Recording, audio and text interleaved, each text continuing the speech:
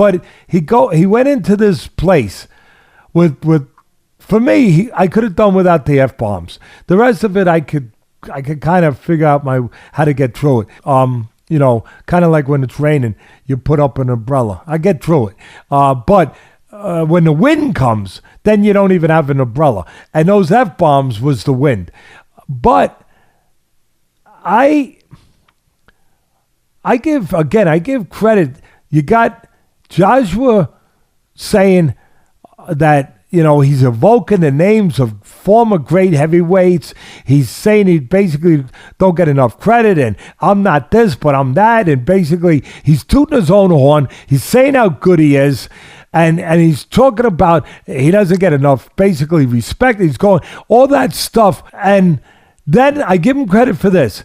Then he turns it around and he gives credit to his opponent, to Joshua, and he applauds him for his greatness and for the man that he is, the special man that he is. And he also, to his credit, he showed class, Joshua, with that craziness in between. But he showed class that he said that I'll help you, I'll be behind you in anything that you need in what you're going on in your homeland with that terrible situation in the Ukraine with the war going on. So he gives him support. He showed humanity. And I wish more people would show that nowadays. And that was beautiful. And I give credit, I tweeted it, I give credit to Joshua for that.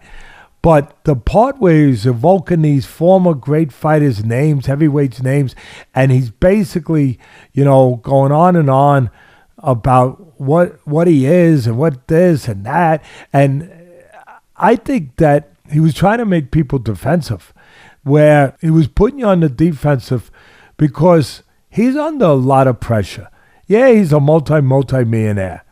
But he's under a lot of pressure being built up as a superstar over in England. And I think he feels the pressure, Ken.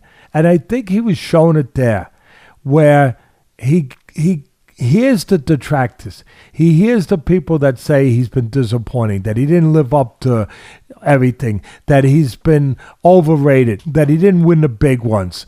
And I think that he was reacting to that pressure, that he was trying to switch it around, trying to deflect it, trying to make us, the people that might have been a little bit, negative towards him or critical towards him in certain, I think, in my case, appropriate ways, but that he was trying to turn it around, spin it around, and make them feel defensive and build himself up a little bit.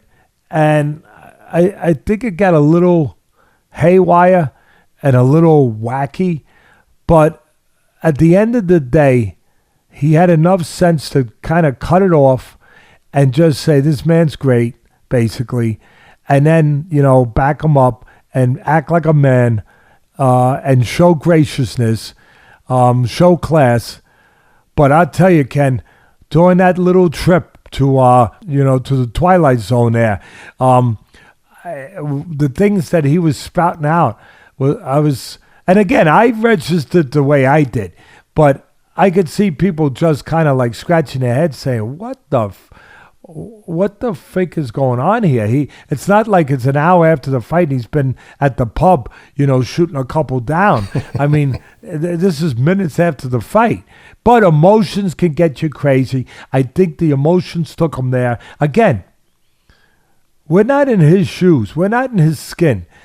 He's over in a country that has really built him up. The sport is big over there, bigger than it is here, unless it's a huge fight here. It's bigger than it is here, or a street fight's bigger than it does over here, unless it's a Tyson fight, a Canelo fight, Fury and somebody. But otherwise, across the pond, they make these guys real superstars.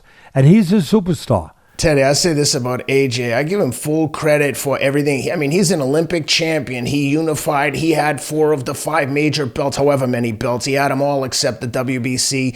He's had an awesome career.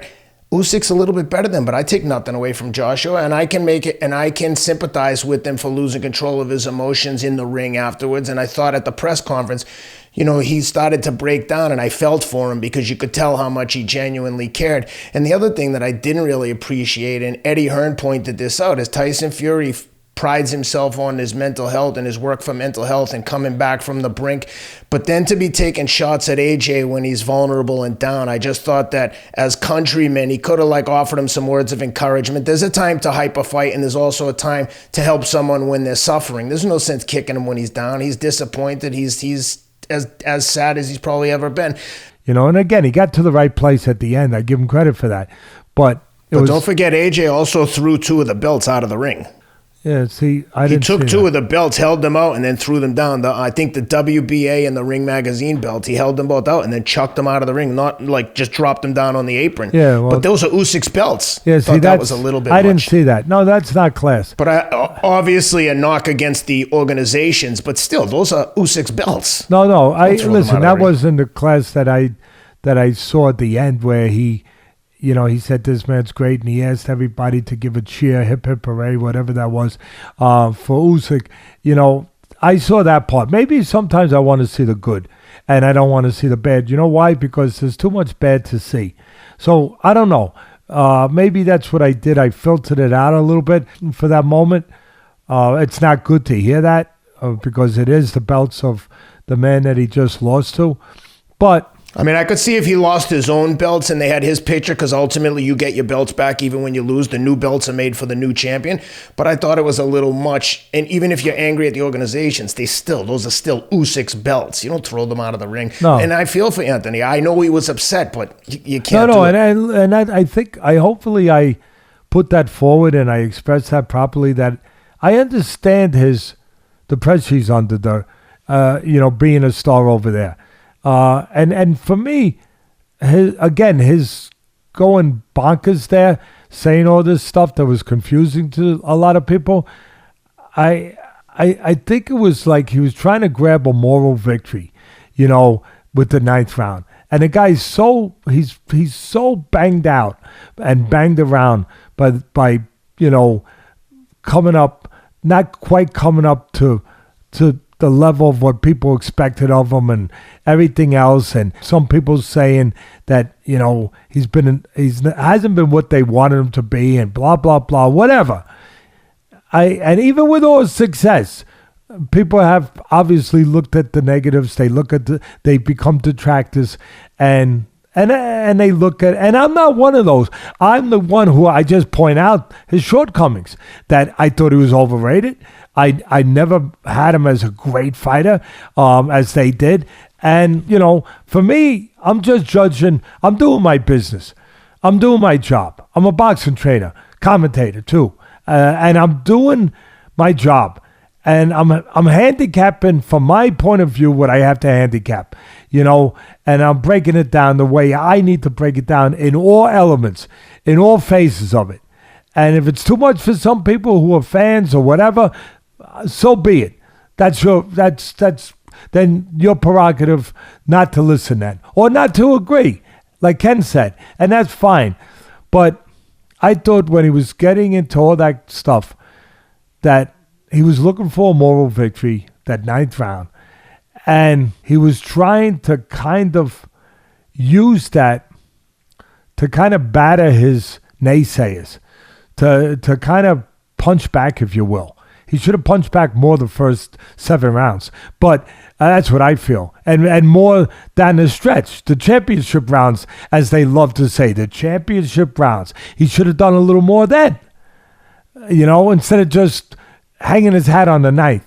And I think that's what he was doing. He was hanging his hat on the 9th. Again, people aren't going to like this honesty, at least what I believe is honesty, from my professional point of view, where he was just looking to turn it around, to make everybody, forget about the things they said about him, and all in once to say, yeah, I was everything that you said I should be. I was everything I was supposed to be. But he wasn't.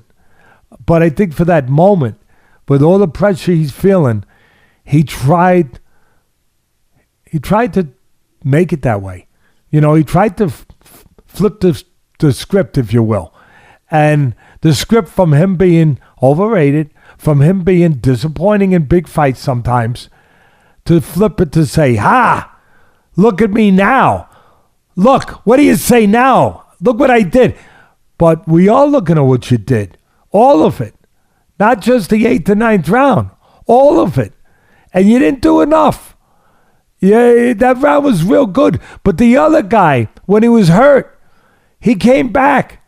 And he did what a champion has to do. That's why he's a champion. That's why he got the most out of his potential and his abilities. And you could argue that Joshua, in some ways, is more talented physically. But that's not what this is about in life. In anything in life. In any vocation. It's about getting the most of what you have. Whatever that is. And that's about being mentally as good as you can be. Those are the guys that get the most. Those are the guys that go further than their own talent. Those are the guys.